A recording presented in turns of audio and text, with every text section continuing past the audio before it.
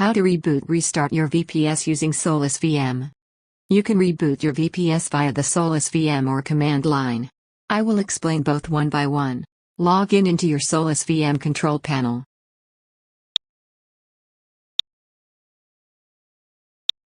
There's more than one server. Click to select the server you want to reboot. Click to start the reboot of the VPS. It will take few seconds to complete the reboot process. We have rebooted the server, click OK. We can reboot our VPS via command line also. It is a better method for rebooting. Unlike the previous method, it first stops all the processes before it starts the reboot. Log into SSH client you have. In this tutorial, we are using PuTTY.